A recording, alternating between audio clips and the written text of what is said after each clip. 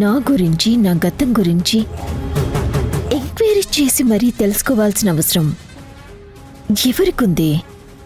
50 ఏళ్ల పైన వయసున్న మనిషి వచ్చి నా గురించి విషయాలు అడిగారంటే అసలు అది ఎవరై ఉంటారు?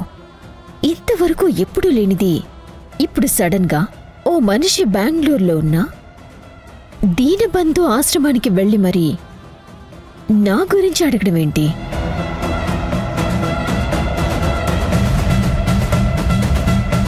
నా గతం గురించి తెలుసుకోవాల్సిన అవసరం ఎవరికుంది? అంత ప్రాక్టికల్గా నేను దీనబంధు ఆశ్రమంలో పెరిగినట్టు అసలు ఆ మనిషికి ఎలా తెలిసింది? ఇంతవరకు నేనెవ్వరికీ దీనబంధు ఆశ్రమంలో పెరిగినట్టు అసలు చెప్పని లేదు కదా.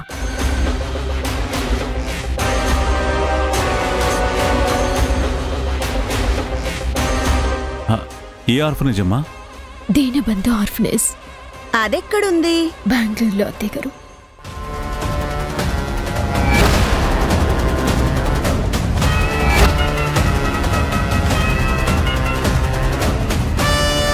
నేను ఓన్లీ మావయ్య అత్తయ్య గారి దగ్గరే కదా చెప్పాను దీనబంధు ఆశ్రమంలో అనాథలా పెరిగాను అని.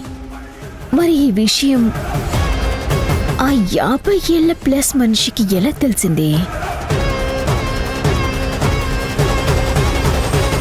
ఎక్కడికి ఇంత హడావిడిగా బ్యాగ్తో సహా బయలుదేరారు? మా అమ్మ దగ్గరికి వెళ్తున్నాను. రాజమండ్రి వెళ్తున్నానమ్మా. సడన్ గా మావయ్య వాళ్ళమ్మ దగ్గరికి వెళ్తానని వెళ్ళడం ఏంటి? కొంపదీసి మావయ్య గాని బెంగళూరులో ఉన్న దీనబంధు ఆశ్రమానికి వెళ్ళలేదు కదా? ఓ, ఏది కరెక్ట్ గా మ్యాచ్ అవ్వటం లేదు. అక్కడికి వచ్చిన మనిషి మావయ్య కాకపోతే దాని గురించి భయపడాల్సిన పనే లేదు. కానీ మావయ్య వెళ్ళుంటే మాత్రం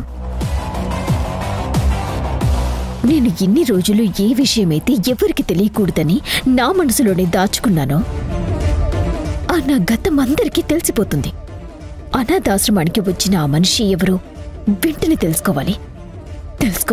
ఓహ్, తేజ తేజ తేజ తేజ! మధు, ఏమైంది మధు? ఎందుకంత కంగారుగా అరుస్తున్నావు? ఏమైంది మధు, చెప్పు. ఇదిగో చూడు తేజ, నువ్వు ఇమ్మీడియట్ గా మీ నాన్నకి ఫోన్ చేసి ఎక్కడున్నారో ఏం చేస్తున్నారో కనుక్కో. నాన్న గురించి ఇప్పుడెందుకు మధు? ఏమైంది? ఓ, ముందు కనుక్కో తేజ, తర్వాత చెప్తాను, కనుక్కో. ఓకే ఓకే ఓకే నాన్నకు ఫోన్ చేసి కనుక్కుంటా ఉండు, నువ్వు కంగారు పడకు.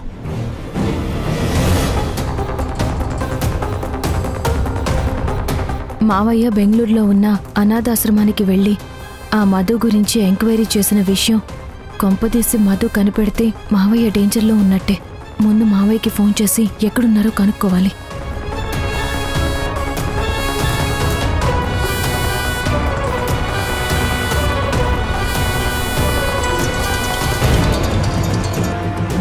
హలో మావయ్య, మీరెక్కడున్నారు? నువ్వు చెప్పినట్టే అక్కడి నుంచి వచ్చేసానమ్మా. ఆటోలో ఎయిర్పోర్ట్కి వెళ్తున్నాను. ఓకే మావయ్య, మీరు అక్కడి నుంచి సేఫ్గా బయటకు వచ్చారు, నాకు అది చాలు. మావయ్య, తేజ కానీ మధు కానీ మీకు ఫోన్ చేసే ఛాన్స్ ఉంది. ఒకవేళ వాళ్ళు ఫోన్ చేస్తే మీరు బామ్మ దగ్గరికి వెళ్ళానని చెప్పండి, సరేనా? వాళ్ళు నాకెందుకు ఫోన్ చేస్తారమ్మా? అయినా ఆల్రెడీ మధుకు తెలుసు నేను మా అమ్మ వాళ్ళ ఊరికెళ్తున్నానని. మావయ్య, మీకు తెలీదు మావయ్య, మధుకి డౌట్ వచ్చింది. తన గురించి ఎంక్వైరీ చేసిన వాళ్ళు ఎవరు అన్నది కనిపెట్టే పనిలో ఉంటుంది. ఛాన్స్ తీసుకోవద్దు మావయ్య.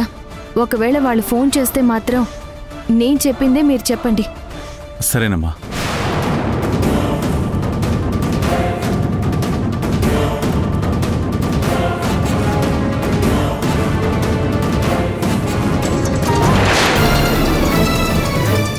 సింధు చెప్పినట్టే తేజగాడు నాకు ఫోన్ చేస్తున్నాడేంటి?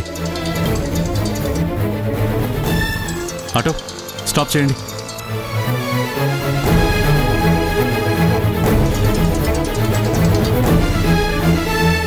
ఇదేంటి ఫోన్ రింగ్ అవుతున్నా నాన్న ఫోన్ లిఫ్ట్ చేయట్లేదు? ఇప్పుడేం చేయాలి? భాగ్యానికి కాల్ చేద్దాం.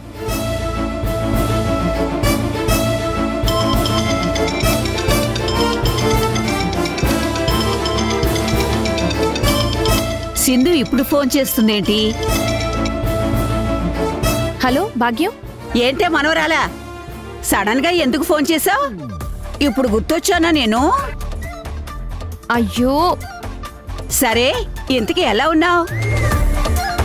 పిల్లలు యశు చంద్ర మీరంతా బాగున్నారా?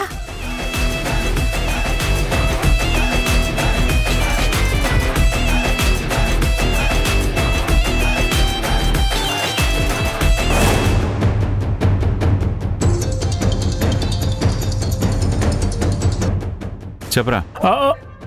ఏంటి నాన్న ఫోన్ లిఫ్ట్ చేయడానికి ఇంతసేపా? వాష్రూమ్లో ఉన్నానరా. ఇంతకీ విషయం ఏంటో చెప్పు. ఎందుకు కాల్ చేసావు? మీరు ఇప్పుడు ఎక్కడున్నారు నాన్న? మా అమ్మ దగ్గరికి వచ్చానురా. నేను మా అమ్మ వాళ్ళ ఊరు వెళ్తున్నట్టు మీ అమ్మకి నీ పెళ్ళానికి తెలుసు కదా. ఏ వాళ్ళు నీతో చెప్పలేదా? నేను ఇంట్లో లేను నాన్న, ఆఫీస్లో ఉన్నాను. ఒక ఇంపార్టెంట్ ఫైల్ ఇంట్లో ఉంది, దానికోసమని మధు కాల్ చేస్తే ఫోన్ లిఫ్ట్ చేయట్లేదు. ఆ ఫైల్ మీరేమైనా తెస్తారేమో అని మీకు కాల్ చేశాను.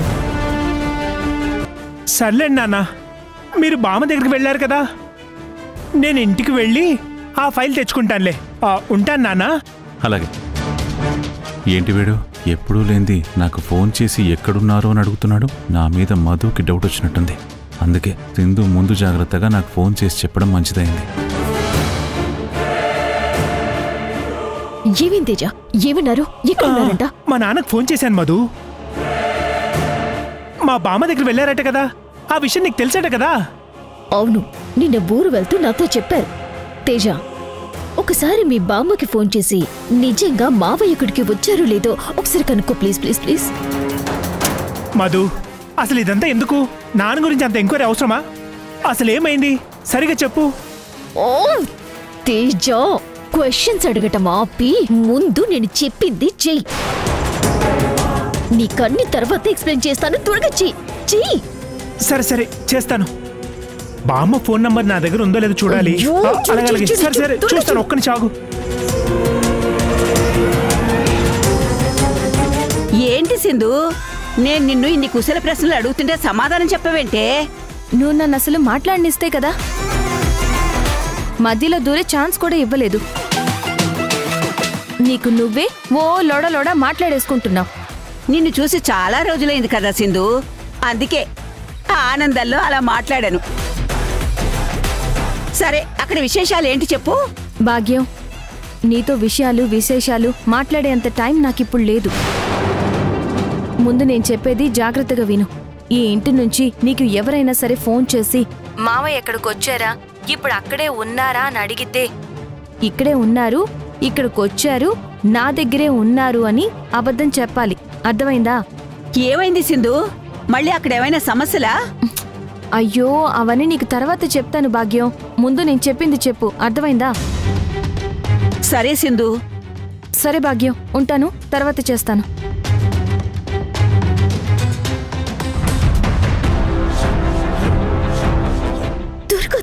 దొరుకు. ఇదిగో బామ్మ నంబర్ దొరికింది. అలాగే చేస్తాను.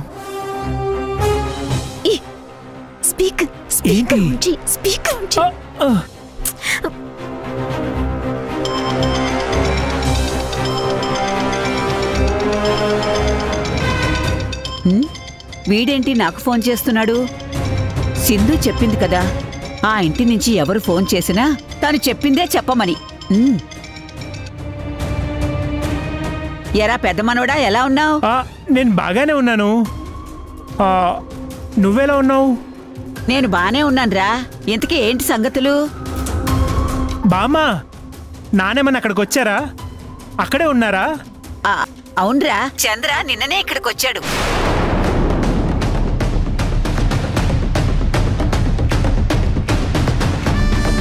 తేజ, మీ నాన్నతో మాట్లాడాలి, ఫోన్ ఇవ్వమని అడుగు. బామ్మా, నేను నాన్నకు ఫోన్ చేస్తుంటే కలవట్లేదు. ఒకసారి ఈ ఫోన్ నాన్నకి ఇస్తావా? అర్జెంటుగా మాట్లాడాలి. వీడేంటి వాళ్ళ నాన్నతో మాట్లాడాలంటున్నాడు? ఇప్పుడేం చేయాలి?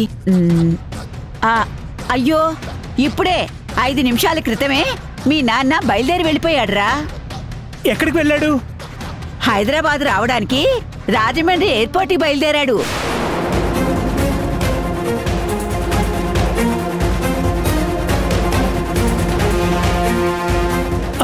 సరే బామ్మ, నేను కాసేపు అయ్యాక నాన్న కాల్ చేస్తానులే.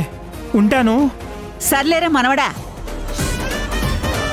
అయితే అనాథాశ్రమానికి వెళ్ళింది మావయ్య గారు కాదన్నమాట. మరి ఎక్కడికి ఇంకెవరు వెళ్ళారో? నా గురించి తెలుసుకోవాల్సిన అవసరం ఇంకెవరికుంది? మధు, అసలేం జరుగుతుంది? నువ్వెందుకు కంగారు పడుతున్నావు? అసలేంటి విషయం? అసలు బామ్మకు నాన్నకెందుకు కాల్ చేయించావు? ఏమైందని చెప్తే కదా నాకు తెలిసేది. టైం వచ్చినప్పుడు ఖచ్చితంగా చెప్తాను తేజ. బెంగళూరులో మన రఘు ఉన్నాడు కదా, వాడికి ఫోన్ చేసి అర్జెంటుగా ఒక 2 కోట్లు కావాలి, ఇమ్మీడియట్గా అరేంజ్ చేయమని చెప్పు. 1 మంత్లో అడ్జస్ట్ చేస్తామని చెప్పు. ఏదో ఒక విధంగా ఆ 2 కోట్ల రూపాయల్ని నువ్వు అరేంజ్ చేయాలి తేజ. గుర్తుపెట్టుకో, లేదంటే మనకి చాలా ప్రాబ్లం అవుతుంది. అలాగే అలాగే. సరే, నువ్వు వెళ్ళి ఆ పనిలో ఉండు తేజ. అలాగే అలాగే, నువ్వు జాగ్రత్తగా ఉండు.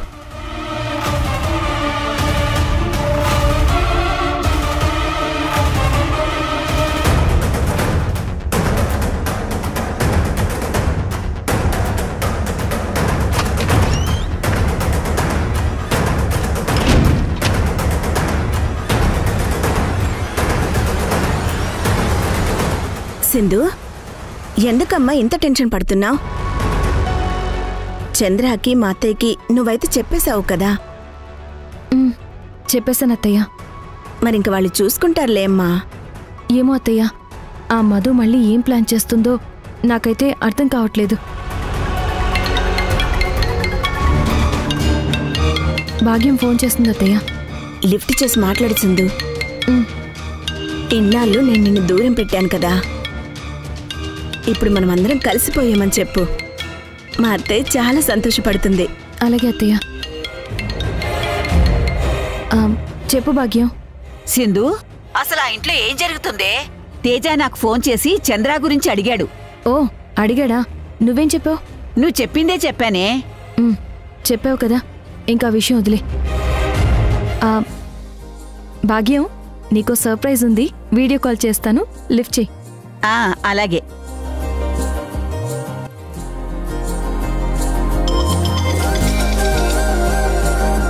ఏంటి సింధు, ఏదో సర్ప్రైజ్ అన్నావు?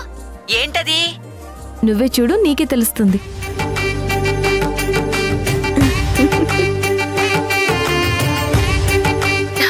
ఇదే సర్ప్రైజ్.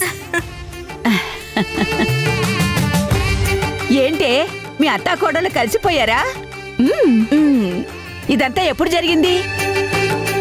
ఇప్పుడు నాకు చాలా సంతోషంగా ఉంది దమయంతి. మిమ్మల్ని ఇద్దరిని ఇలా చూస్తుంటే కన్నుల పండగగా ఉంది. జీవితాంతం మీ అత్తా కోడళ్ళు ఇలాగే కలిసిమెలిసి ఉండాలి. అయినా దమయంతి, ఇన్ని రోజులు ఏమైపోయావే? నువ్వు ఎక్కడికి వెళ్ళావో, నువ్వు ఏమైపోయావోనని నేనెంత కంగారు పడ్డానో తెలుసా? ఏదేదో జరిగిపోయిందిలే అత్తయ్య. నా చిన్న కోడలు ఏ తప్పు చేయలేదన్న నిజం తెలుసుకున్నాను.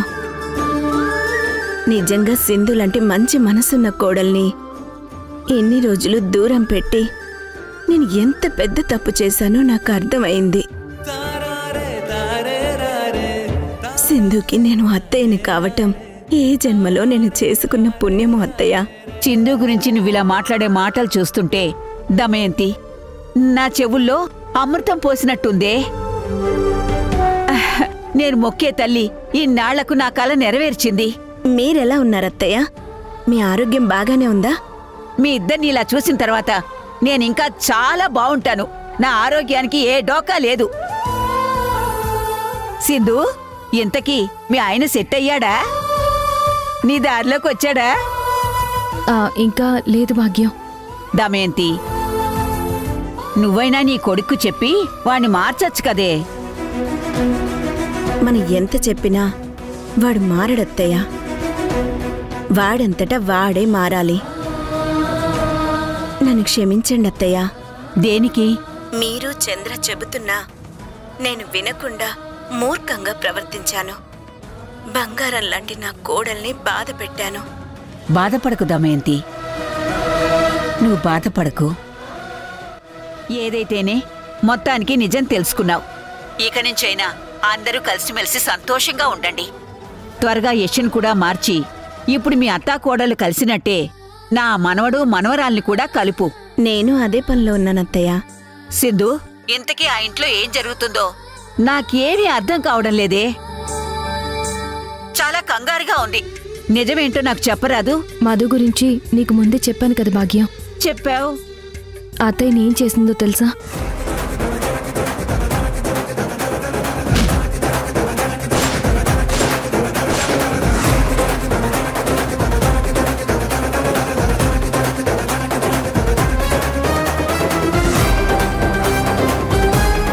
ఇంత దుర్మార్గం చేసిన ఆ మధు పని పట్టాలని నేను అత్తయ్య కలిసి నాటకం ఆడుతున్నాం భాగ్యం.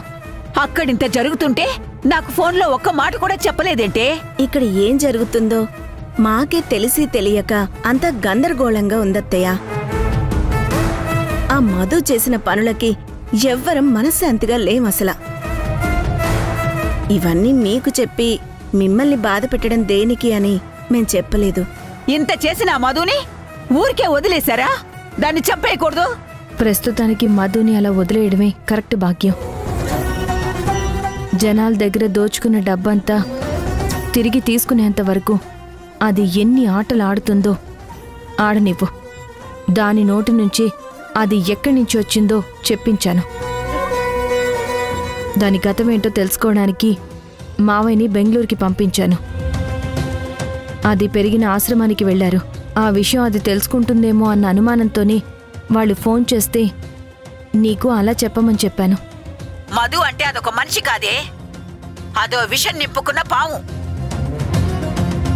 ఆ పావుని ఇంట్లో పెట్టుకుని పాలు పోసి పెంచుతున్నారు మీరు. ఏ క్షణమైనా అది మిమ్మల్ని కాటేయచ్చు. మీరందరూ చాలా జాగ్రత్తగా ఉండండి. దాని కోరలు పీకే టైం దగ్గరలోనే ఉందత్తయ్య. దాన్ని నేను వదులుతానా అంతకంత వడ్డీతో సహా కలిపి ఇచ్చేను. కొంచెం మీరు జాగ్రత్తగా ఉండండి. ఉంటాను. నా కుటుంబానికి నువ్వే అండగా ఉండాలి తల్లి. ఆ దుష్టశక్తి మధు ఆ ఇంట్లో నుంచి వెళ్ళిపోయేలా చూడు తల్లి.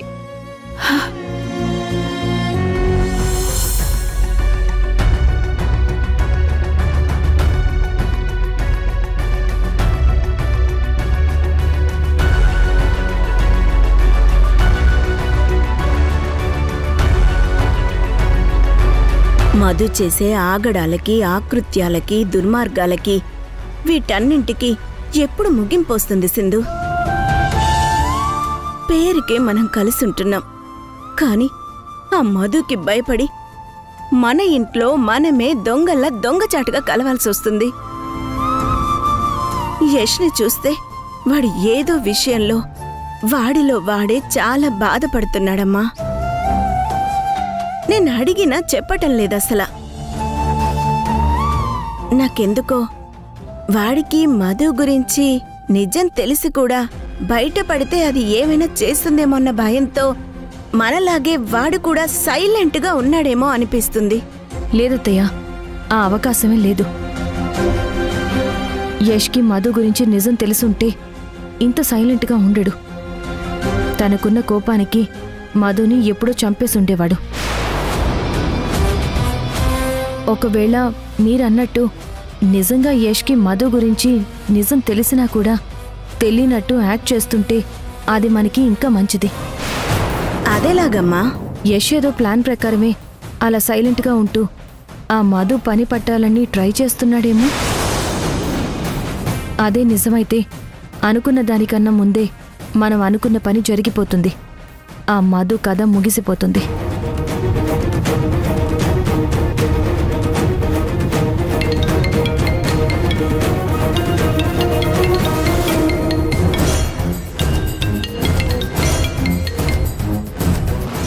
మేడం, మేము బయలుదేరి వస్తున్నాం మేడం. ఓకే సార్, త్వరగా వచ్చేయండి. నేను మిమ్మల్ని పిలిపించాను అన్న విషయం ఇక్కడ ఇంట్లో కానీ బయట కానీ ఎవరికీ తెలియనివ్వకండి. అలాగే మేడం, వెంటనే వచ్చేస్తున్నాం. మధు, నీ ప్లాన్కి ఈ రోజు నేను చెక్ పెట్టబోతున్నాను.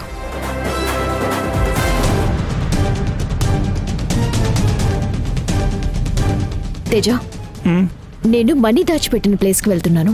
నేను రానా? వద్దు, నేను చూసుకుంటాను. సరే.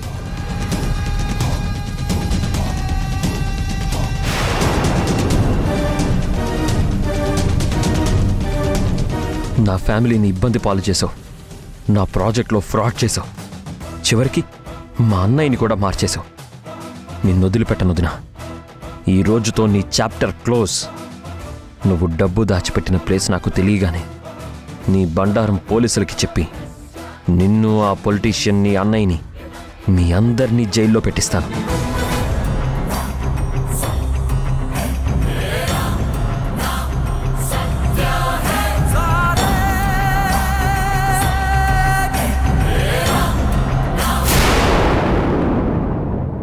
పర్మిషన్ లేని గవర్నమెంట్ ల్యాండ్లో మీరు వర్క్ స్టార్ట్ చేస్తున్నందుకు ఆ ల్యాండ్ని సీజ్ చేస్తున్నాం. నిన్నటి వరకు ఈ ప్రాజెక్టు ఓన్లీ పేపర్ వర్క్లోనే ఉంది. గవర్నమెంట్ ల్యాండ్లో పర్మిషన్ లేకుండా వర్క్ ఎలా స్టార్ట్ చేస్తారు? ఆ ల్యాండ్లో అసలు ఎలాంటి వర్క్ చేయడానికి వీల్లేదు. ముందు ఆ పొలిటీషియన్ దగ్గరికి వెళ్ళి అసలు ఇలా ఎందుకు జరిగిందో తెలుసుకుందాం. పదండి. పొలిటీషియన్ దగ్గరికి వెళ్దామంటాడేంటి యష్? అక్కడికి వెళ్తే ఇంకా ప్రాబ్లం పెరుగుతుంది. ఇప్పుడు ఏమని చెప్పి యష్ని మేనేజ్ చేయాలి?